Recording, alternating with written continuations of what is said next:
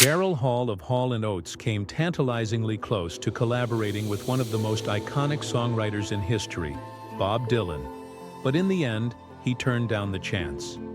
While working on songs for his 1986 solo album 3 Hearts in the Happy Ending Machine, Hall realized that one of the tracks, Dreamtime, had an unmistakable mid-1960s Dylan influence. The track evoked the sound of Dylan's Blonde on Blonde era, and for a brief period, Hall and his producer, Stewart of Eurythmics, entertained the idea of reaching out to Dylan himself to write the lyrics. In a recent interview on the Naked Lunch podcast, hosted by Phil Rosenthal and David Wild, Hall recounted the surreal story of almost collaborating with the legendary musician. He explained that his producer, Stewart, suggested they contact Dylan to see if he would be interested in contributing lyrics to the track. "He sent me these crazy lyrics," Hall recalled. "Bob gave me this tape of him singing Dreamtime with his lyrics." While Hall was impressed with Dylan's contribution, he ultimately decided not to use it. "The lyrics were good, but they weren't what I wanted to sing about," Hall admitted. At the time, he was focused on creating a personal record that set him apart from the Hall & Oates sound. And Dylan's lyrics didn't align with his vision. "I scrapped them," Hall revealed, though he kept one phrase from Dylan's version: "Movie star eyes." Reflecting on the decision decades later, Hall admitted to having some regrets about passing on the opportunity. "I don't know what I was thinking," he confessed to Rosenthal and Wild.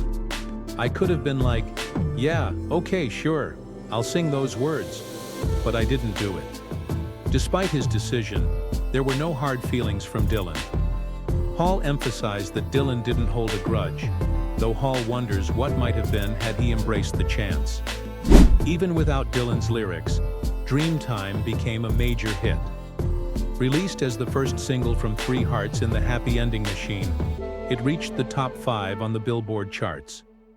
Hall remained satisfied with the final version of the song, explaining that it fit the sound and direction he wanted for his solo work. "I purposefully was uninformed when I started working on the record, because I knew what I didn't want to do," Hall said at the time.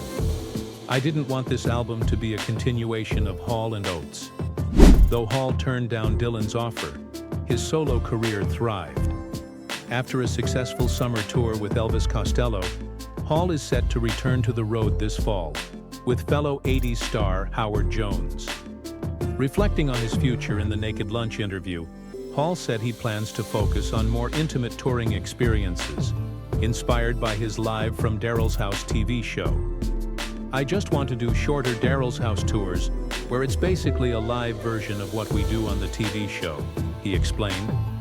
As Hall continues to carve his own path, the story of the near collaboration with Dylan remains a fascinating footnote in his remarkable career.